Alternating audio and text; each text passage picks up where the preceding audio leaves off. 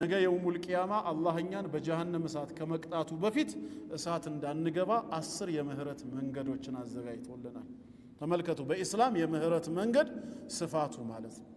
እነዚህን 10 ነጥቦች ሁሉ አልፈን ነው በ10ሩ መንገድ የሚጸዳ ወንጀል ከሌለን በጀሃነም እሳት የሚጸዳው ማለት ነው። ምን ያህል ክፉ ሰው ብንሆን ነው እኛ። አላህ ግን ሊምረን በአንድ መንገድ ብቻ ሳይሆን 10 የተለያየ መንገድን አዘጋጅቷል ነው ኃጢያትን ይቅር የሚልበት። ማን ናቸው? አንደኛ አተውባ ከሁሉ በላጩና ቀዳሚው የሰራነውን ወንጀል መሆኑን አምነን ተጸጽተን ዳግመኛ ወደዚህ ህይወት አንመለስም ብለን ወደ አላህ መመለስ ይቅርታ መጠየቅ ተውባ ነው። ቁል ያ ዒባዲየ አለዚነ አስረፉ ዐላ አንፉሲሂም ላ ተቅነጡ ሚን ረሕመቲላህ ኢነላሃ የግፊሩ ዙኑበ ጀሚዓ ኢነሁ ሁወል ገፉሩ ረሒም። በሌላም አየት ወቱቡ ኢለላሂ ጀሚዓን አዩሀል ሙእሚኑን ለዓለኩም ቱፍሊሑን ትድኑ ዘንዳ ይላል ተውበት። ይሄ አንደኛው ነው። እሺ ተውበት አላረግንም፣ አልተማረም፣ ወንጀላችን በጫንቃችን ነው። ሌላ ምን አዘጋጀ ሲሉ ሁለተኛው አልኢስቲግፋር ይቅርታን መጠየቅ። መልፈርቁ በይነሁ ወበይነ ተውባ በተውበትና በኢስቲግፋር መሃል ምንድነው ልዩነቱ? ኢስቲግፋር ማለት ጠለቡል መግፊራ ማለት ነው። ላጠፋሁት ጥፋት ይቅርታ አድርግልኝ ምህረትህን እፈልጋለሁ ነው። ዳግመኛ ግን አልመለስበትም ቃል ኪዳን የለውም ነው። ተውባ ከሆነ ግን ምህረትን መጠየቅም እንደገና ወደዛ ጥፋት ዳግመኛ ላለመመለስ ቃል ኪዳን መግባትንም ጭምር ያሳያል ነው። ሽሩጡ ተውባ ተብሎ ሪያዱ ሳሊሒን መግቢያ ላይ ከቀራችሁት ስለ ተውባ ነው የሚናገረው፣ ኢስቲግፋር አይደለም ማለት ነው። ኢቅላዕ ነደምና አዝም ዳግመኛ ላለመመለስ መቁረጥ፣ ይሄ ተውባ ይባላል። ግልጽ ነው። ኢስቲግፋር ግን ምንድነው? ነገ ትመለሳለህ አትመለስም ቃል ኪዳን የለውም፣ ግን ቅድም ለሰራሁት ወንጀል ምህረትህን ይቅርታህን ብቻ ፈልጋለሁ ነው፣ ማረኝ ነው። ግልጽ ነው። ሰድቤሃለሁ፣ በሌለህበት አምቼሃለሁ፣ ለአላህ ብለህ ይቅር በለኝ አልኩ፣ ይሄ ኢስቲግፋር ነው። ነገ ግን ልደግመው እችላለሁ፣ ወላሂ ከዚህ በኋላ እድሜ ልኬን ደግሞ አልሰድብህም አላማህም ስለ ደግሞ ተውባ ይሆናል ማለት ነው። ቃል ኪዳን መግባትም ጭምር አለበት። ግልጽ ነው። ተውባ ሰፊ ነው፣ ኢስቲግፋርንም ጭምር ያቅፋል እንደማለት ነው። ተውበት ያላደረገ ከሆነ ኢስቲግፋር በማድረግ ጥፋተኛ መሆኑን አምኖ ከጌታው ይቅርታ በመጠየቅ አላህ እንዳይቀጣው ማድረግ ይችላል። ለዚህ ደሊሉ ወማ ካነ አላሁ ሊዩዐዚበሁም ወአንተ ፊህም ወማ ካነ አላሁ ሙዐዚበሁም ወሁም የስተግፊሩን። ከጌታቸው ምህረትን እየጠየቁ አላህ የሚቀጣቸው አይደለም ነው ያለው። እሺ ጥሩ ኢስቲግፋሩም ላይ የለንም፣ ሌላስ ምን ተስፋ አለን? የተሰራው ኃጢአታችን እንዲሰረዝ ሲባል ሶስተኛ አላህ ምን አዘጋጀልን? አልሐሰናት የምንሰራቸውን መልካም ስራዎች በመልካም ስራው ብዛትና ደረጃ ጥራት ልክ ወንጀሎቻችንን ያራግፍበታል።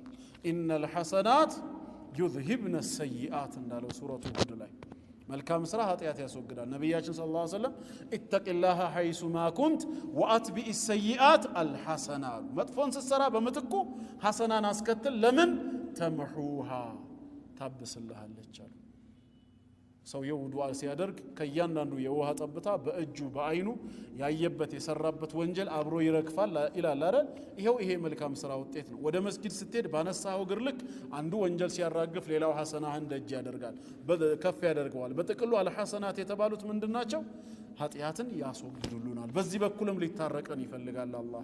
አሁንም ከወንጀላችን አንጻር ብዙ መልካም ስራ ከሌለንስ ያን ወንጀል ማስማር ካልቻለስ ምን ተዘጋጀልን ስንል ራቢዓን አራተኛ አልመሳኢቡ ዱንያዊያ ምድራዊ እንግልት ሙሲባዎች በኢስላም መንገድ ላይ የሚደርሱብን መከራና ስቃዮች ለወንጀላችን ማካካሻ እንዲሆኑ ነው የፈቀደው። አላህ በእኛ መሰቃየት ኢስቲምታዕ የሚያደርግ የሚደሰት ጌታ አይደለም። ስቃያችን መከራችን አይደለም የሚያስደስተው። ለምን ያ እንዲኖር ፈቀደ? ሙስሊሞች ለምን በችግር ውስጥ እንዲያልፉ ተፈለገ ሲባል ኢህቲሳብ ካደረጉ ያችን መከራ በአኼራው መከራ ሊቀይርላቸው ፈልጎ ነው። ላቅልልላችሁ አይነት ቋንቋ ነው። ይሄም አንዱ የምህረት መንገድ ነው። ማስረጃ ሲባል ሐዲስ ላይ ነብያችን ሰለላሁ ዐለይሂ ወሰለም ምን አሉ? ማ ዩሲቡል ሙስሊሙ አንድን ሙስሊም አያገኘውም ሚን ነሰቢን ድካምም ይሁን ወላ ወሰቢን ህመምም ቢሆን ወላ ሀሚን ሐሳብም ቢሆን ወላ ሐዘኒን ሐዘን ትካዜም ቢሆን ወላ አዘን መከራም ወላ ገሚን ጭንቀትም አያገኘውም ሐተ ሸውከተ ዩሻኩሃ በእግሩ የሚወጋት እንኳን እሾህ አትወጋውም ኢላ ከፈረ አላሁ ቢሃ ሚን ኸጣያ ከላይ ከተጠቀሱት ውስጥ አንዱ ይድረስበት በደረሰበት ነገር ኢህቲሳብ ካደረገ አላህ በዛ ሰበብ ኃጢያቱን የማረለት ቢሆን እንጂ አሉ። ስለዚህ ምድራዊ እንግልቶቻችን በጠቅላላ ምንድናቸው? ምህረት የምናገኝበት መንገድ ነው። ጥሩ ብዙ ሙሲባ አልደረሰብንም ወይ የደረሰብን ሙሲባ ካጠፋ ነው ጥፋት አንጻር አናሳ ሆኖ ከተገኘስ ምንድነው ሌላ የተዘጋጀልን? ኻሚሰን አምስተኛ ሲባል ሶላቱል ጀናዛ በመትሞትበት ሰዓት መስጊድ ላይ መጥቶ በጀናዛህ ላይ ሙስሊሞች ካንተ ኋላ ሆነው ቆመው ይሰግዳሉ፣ ዱዓ ያደርጋሉ። اللهم اغفر له وارحمه واعف عنه ووسع مدخله واكرم نزله እያሉ ለአንተ ዱዓ ያደርጉልሃል። እዚህም ሰላቱ ላይ እዛም ቀብሩ ላይ በመትገባበት ኢስቲግፋር ያደርጋሉ። استغفروا لاخيكم فانه الان يسأل አሁን እየተጠየቀ ነውና እንደተባለው የነዛ የወንድሞች ሰላተል ጀናዛ የሚያደርጉልህ ዱዓ አላህ ዘንድ ሸፋዓ ሆኖ መቅቡል ካደረገ ኃጢያት ይሰረዛል። እሺ ቀጣይ ተስፋህስ አሁንም ወንጀሎች ብዙ ከሆኑ ስድስተኛ ምን አለው ሲባል አዛቡል ቀብር አላህ የቀብርን ቅጣት በአኺራ ማካካሻ አድርጎለታል። ቀብር ላይ ያለው ቅጣቱ አላህ ባሪያውን በመቅጣት አሁንም استمتاع ማድረግ ስለፈለገ ሳይሆን የታላቁ ቅጣት ከመምጣቱ በፊት በዚህ በቀላሉ ልገላገለ አይነት ቋንቋ ነው። ይሄም ስድስተኛው የምህረት በር ነው። ሰባተኛ አሁንም ብዙ ወንጀል ካለበት ሌላ ምን ምህረት መንገድ አለው ሲባል ማ ይሁዳ ኢለይሂ بعد الموت من ثواب ሟች ከሞተ በኋላ በቀብር ዓለም ያለ በሱ ስም የሚሰሩ መልካም ሰደቃዎች ባንተ ስም ውሃ ጉድጓድ ሊቆፈር ይችላል። ቁርአን ተገዝቶ ለመስጊድ ሊሰጥ ይችላል። ሰደቃ ጃሪያ በስምህ የቤተሰብህም አካል ይሁን የዲን ወንድሞች መስጊድ ሊሰራ ይችላል። ባስታወሱ ቁጥር ሁሌ ዱዓ ሊያደርጉ በትንሹም ሰደቃ ሊያወጡ ይችላሉ። እነዛ መልካም ስራዎች በመልካም ስራቸው በደረጃቸው ልክ ላንተ ተብለው እስከ ተነየቱ ድረስ ይሄን የሚያውቀው ጌታ አላህ ኃጢያትህን ይምርበታል ማለት ነው። ይሄም ሌላው መንገድ ነው። እሺ አሁንም ወንጀል ገና ነው።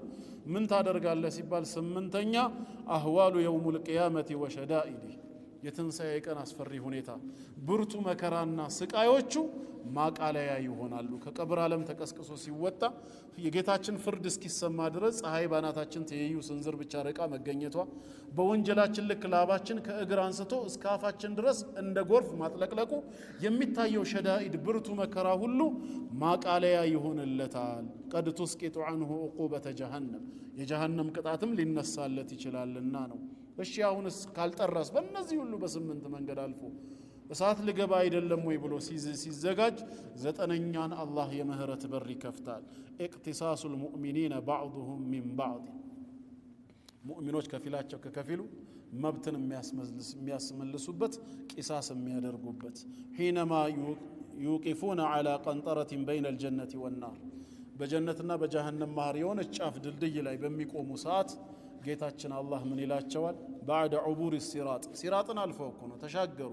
አላህ ሲራጥን ያሻግራል። አለፍን ጀነት ገባን ሲሉ ቀጥ በሉ ይባላሉ። ከዛስ فإذا كان لأحدهم مظلمة على شخص የተበደልከው የሆነ ሐቅ ካለህ በወንድምህ ላይ ثم أخذها قبل دخول الجنة ከዛ ጀነት ከመግባት በፊት እፈልጋለሁ ብለህ ምትስ ከሆነ سقطت عنه عقوبة جهنم የጀሃነም ቅጣት ከላዩ ይነሳል። ለአላህ ብለህ ይቅርታ ካደረክለት ማለት ነው። ወንድምህ ከመቀጣቱ ለምን መዝለማ አለበትና ከዚህ በኋላ ጀነት ልትገባ አይደል? ክፋትስ ምን ያደርግልሃል? ለአላህ ብያአፉ ብየዋለሁ።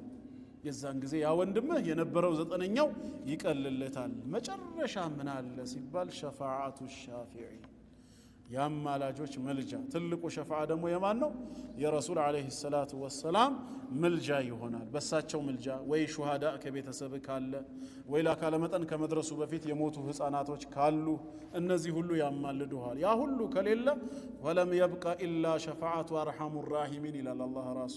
የአርሐሙ ራሂሚን የኔ ሸፋዓ እንጂ ምንም ይቀር የለም ብሎ እሱ ራሱ ይቅርታ ያደርግልሃል። በእነዚህ 10 መንገዶች ማለፍ ካልቻለ ነው ወንጀሉ ከዛ ከከፋ እሳት ይከተዋል። እሳት ያጠራውና ተመልሶ ወደ ጀነት ይመጣል።